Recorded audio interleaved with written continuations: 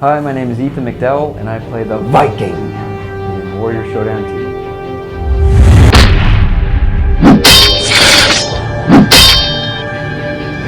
Hello there, I'm Joseph St. Thomas. You might recognize me as the Knight from Warrior Showdown 2.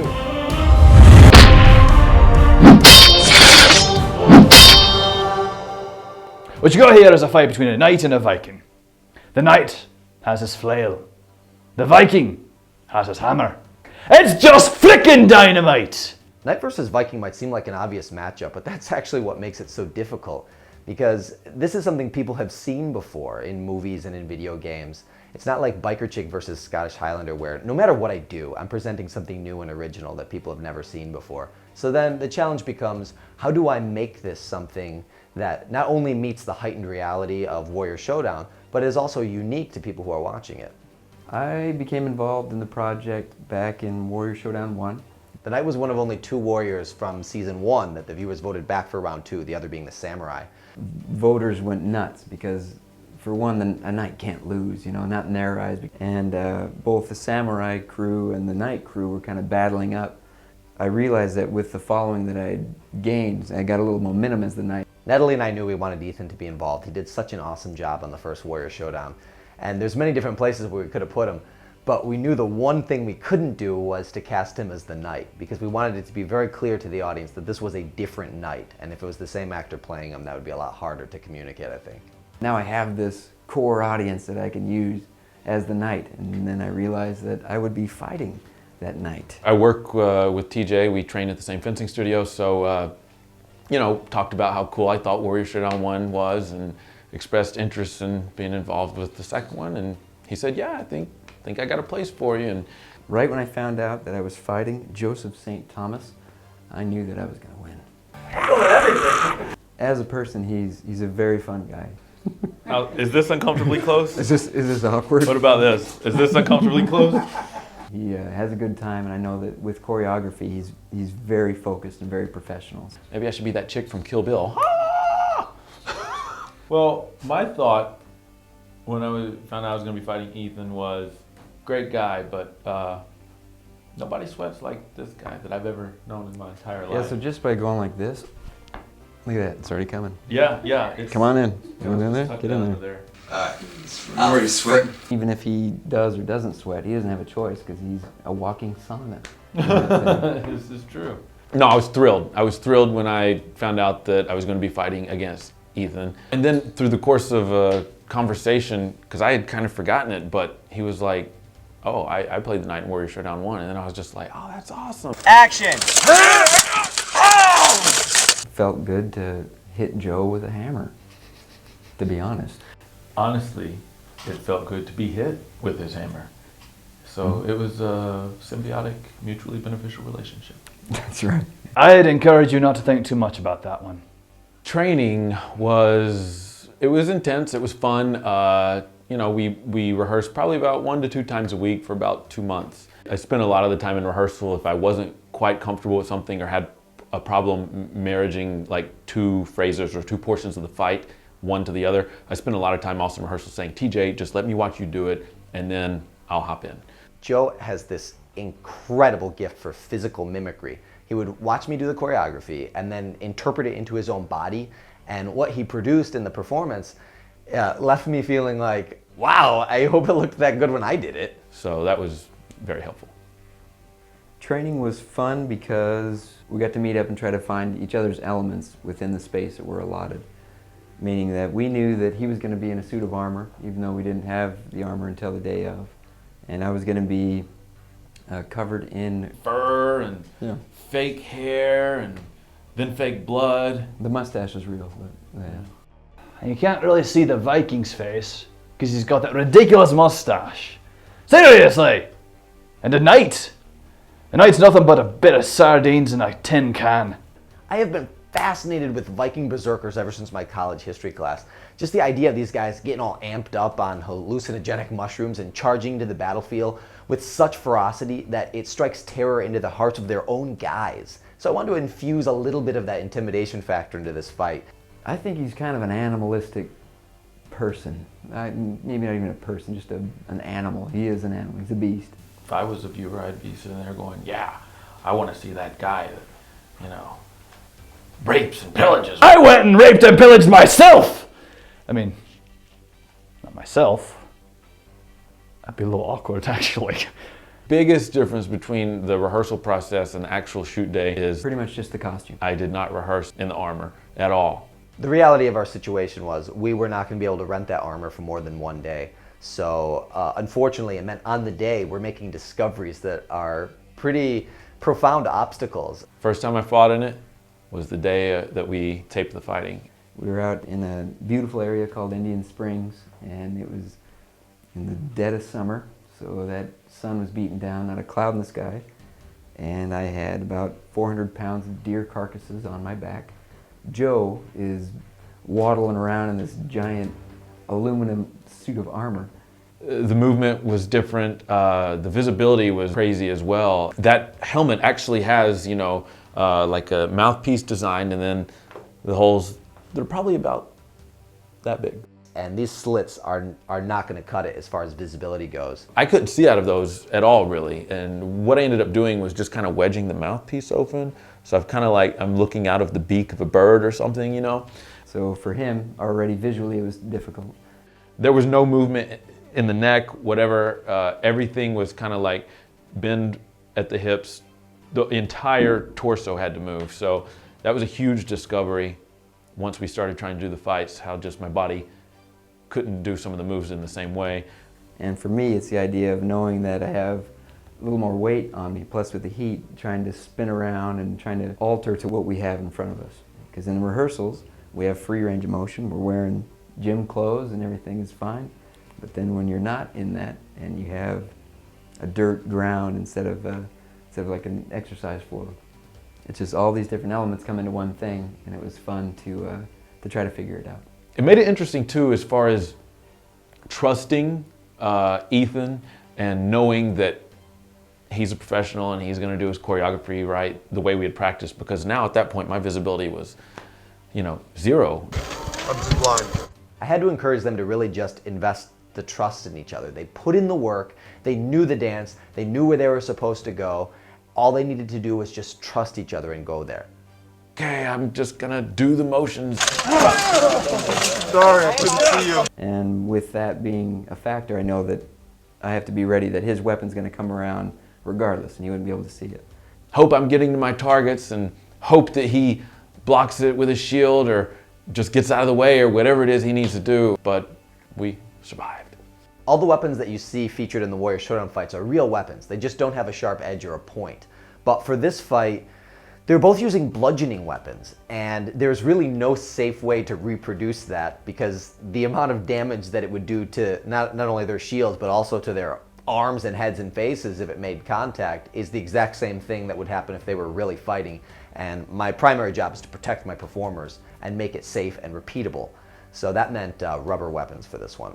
And I had to find a way to I guess, mimic the weight of what the real hammer would feel like. So I would use, I don't know, I guess it'd be like a train track hammer, and I would swing it around in the same choreography, and I would, I don't know, like kind of lift rocks and feel the weight of different things, drape blankets on me to kind of feel what range of motion I would have, as well as trying to bring that element to it.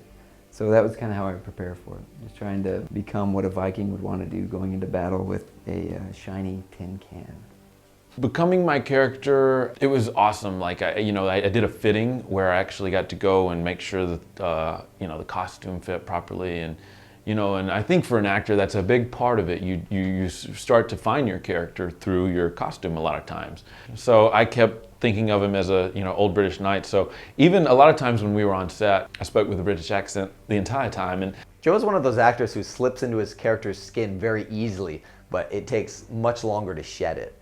So even between takes, he was carrying on, and at some point, all the attractive female crew members started to really believe that he was British. So I think that just encouraged him. Oh, I'm naughty. I'm also British all of a sudden. it got to the point where it was quite annoying, but I don't care. I love it. Favorite thing about my warrior was wearing that helmet, donning the horns of a Viking. I was like, man, like that guy could get even hornier, and he did when he put on that helmet. and I'm glad that that carried over to my adulthood. You could say Joe had a love-hate relationship with his costume. Biggest challenge? Armor. Favorite thing about my warrior? Armor. It was polished, it's shiny, it's like pristine, and you just feel like a god, or a warrior of God at least, when you put that thing on. It was awesome. I think that a giant hammer is probably one of the best things you could ever use to bring it into a fight with a giant tin can. What's different from this hammer than from any other hammer is that this is actually this on a stick. So now the knight knows my weakness is that my hammer is plastic. And hey, it did make it a lot easier to clean the blood off at the end of the day. You've got yourself two blunt-edged weapons with two blunt and boring characters from history.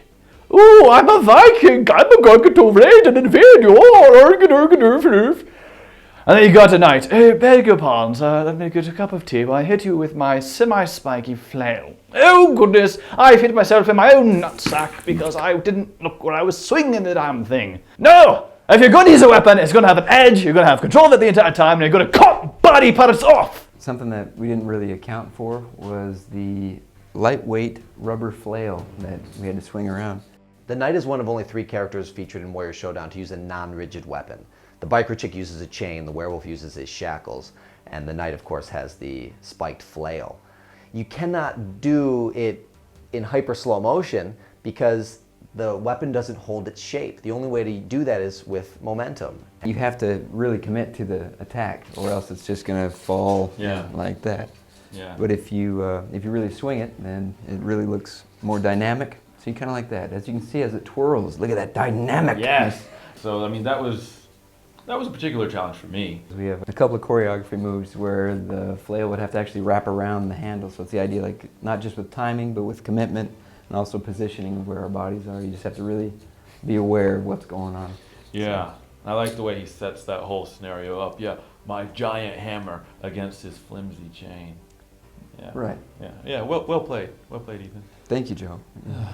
I did not sustain any injuries, but it was fun to smash myself in the face over and over with a hammer just to show that night how tough I was. That's how tough I was. There's something special, something that goes into a man's head when he realizes that his enemy can take whatever punishment he can throw at him and still have the balls, even after you hit him in the balls, to come back and smash his own face in just to scare you senseless. When you're staring down an opponent who does more damage to himself than you were able to inflict on him with your best moves, that's pretty intimidating. All right, cut. That was awesome for my camera. There's nothing more beautiful in the world, because you know that your enemy has just crap his pants. And when you crap your pants in a tin suit, there is no getting that stench out. So even if the knight wins, you know he's going to be miserable for the rest of his life.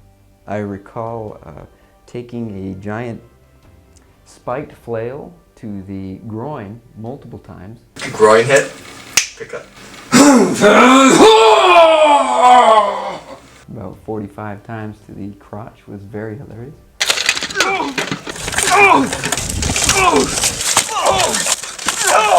I felt very confident working with TJ and Ethan, and they both did their jobs well, and I did mine well. The entire crotch is ripped out.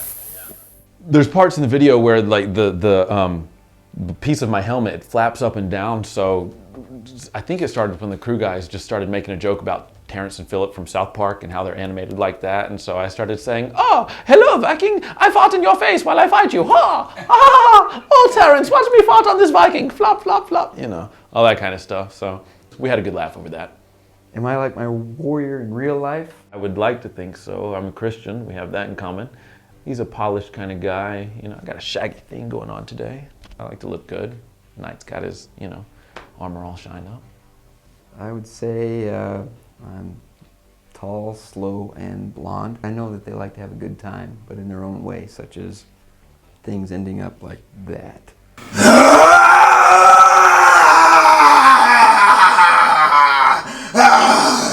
think it's hard for people to picture you like this. Like, you did such a good job. You're nothing like this in real life. The Knight versus the Viking are one of the few Warrior Showdown matchups that was not only possible in history, but happened often. So I'm sure there's many historically documented examples of Knights and Vikings kicking each other's butts all over the Dark Ages. If I had to place my money on which one of them would win, be the Knight, be it the Viking. The Viking would probably. I was gonna say the Knight, but Ooh, this is awkward. This just got really awkward. It doesn't matter. I'd place the money on me, because I kick both their arses right off my damn island. So to answer the question, I think the Viking would win. the Knight, yeah, for sure. Oh man, it's still awkward. Yeah. Am I hoping that my character advances to the next round? Yes! I would say yes. Come on! What kind of question is that? Who wrote these things? Can we get a professional in here? I hope the Viking moves on because I think he brings a lot of good elements to the Warrior Showdown Tournament. What I would like the audience to know about my character is that he has a backstory. It's a really good one. Has to do with the shield as well. That shield was actually designed by the production team, and the crest. Obviously, there's a WS on my crest for Warrior Showdown, and then in one panel you have the moon with the wolf howling in front of it, which is, you know, the logo for Wolfpack Productions. Then the other side is, of course, the cross, because my knight is a Christian knight. He's a warrior of God, and there's a distinct kind of homage, a little nod to that TJ actually put in the fight, if you get to see it. So if you want to see it, vote for the knight. Is there anything about my character that I would like the voting audience to know about? It would be that Vikings, they have a good time. So if you want to jump on the shoulders of a Viking and go out and have a great time, throw some votes my way and you'll see all kinds of goodness with this and maybe some of this. I don't know. Does that make sense to the voters? Maybe. Maybe some, maybe none. But I hope so. I'm very thrilled and pleased that TJ lets the voters decide who's going to win these fights. I have every faith that they will use sound judgment, rational reasoning, and a good, strong sense for who deserves to win these fights. The knight. That's a disturbing thought. Ah, see that? Yeah, that's Right. tough. Yeah, Because last Warrior Showdown, I was chosen to be the knight. I do feel a little bit guilty that Ethan builds up this fan base as the Knight in the first season of Warrior Showdown, and that very same group of people could very well be voting against him in season 2. I don't believe there's any such thing as hitting a man too many times in the face with a shield. There's no such thing as overkill, especially not in this show. There's only kill, and if I'm happy, death is happy. It is Warrior Showdown. Too much is never enough. And then they might move on to the next round. If I survive this round, I'm going to be paired up against the biker chick. So yeah, we'll have a little chain on chain action, me and her. Maybe we'll compare legs and see who's the better version of the perfect female legs. I was once told I had the perfect female legs in an audition, but yeah, I'd like to see how my secret weapon goes against hers. And I am going to fight the biker chick, which I think would be fun because I think a Viking would not only just throw the biker chick over his shoulder, but he'd try to figure out what that motorcycle thing is, and he'd try to learn how to ride that thing. I'm not really looking to think that either of these two warriors has any chance of going beyond maybe the biker chick fight. Actually, I don't really think they're going to win the biker chick fight because she's got 2 big X chromosomes, and they don't. I think if there was another warrior that I could choose to fight, might be fun to get old secret agent man back in the game. See how one Brit does against another. Bold choice. Yes. Probably assassin, because that would mean that I would be winning. Yeah! That's smart. Yeah, I tried to shoot right to the top. Oh yeah. If I could be any other warrior than who I was, I would have to go secret agent, just so I could, stay Brit. The whole Anglophile thing, it's a weakness. It is. That's your weak link. Now, if I would have known, I could have hammered that weak link. If I could be any warrior, I would probably be the musketeer, just because I like that mustache. Mustaches are cool. I don't know. I had a big braid mustache. He has an awesome mustache. Uniting mustaches is a serious thing. Yeah. It's awkward though when they unite them when they're still attached to their upper lip. That gets weird sometimes. Yeah, yeah. But some voters are into that. Aren't you excited? I know I am. The scale of what this project is, it's nice to know that TJ is there, he has your back with every aspect of everything that's going on. You love what you do, so it's totally. Like don't laugh like that. You're kind of like the Mad Viking. Okay, you're a berserker. Even your friends are terrified of you. It's a great experience. Like I can't think of anyone that's ever been better to really work with on a full, well-rounded scope of everything that's involved. No, it's a great experience, and it's a level of professionalism that's unmatched. Anyone who follows the show or is close to the project knows what an epic journey this has been, and it has really tested our toughness. He's tough. He's a tough one, that guy. But honestly, there is no greater fulfillment as an adult than realizing your childhood dreams. Even if we never gather the resources we need to shoot round 2, I will forever treasure these violent times spent with my friends. I sincerely hope they know how invaluable their contribution is, and how much Natalie and I love them and believe in them. And thank you to you, the Warrior Showdown community. Thank you for watching these videos and supporting the show and leaving comments, encouraging me, challenging me, sharing these videos. This is what it's all about to me, is the interaction. It's not just something that we want to put out. We really want this to be engaging. We really want this to be something where people feel like they are a part of it, where there's the heightened level of involvement because you're determining the outcomes of these fights. So we're working together to produce this action narrative. Couldn't do it without you guys. I hope to see you for round 2. That's right. I'm Joseph St. Thomas. And I'm Ethan McDowell. This has been your behind-the-scenes look at Warrior Showdown 2! Bringing history to life and swinging a giant flail ball right at it. Ah! I'm bleeding.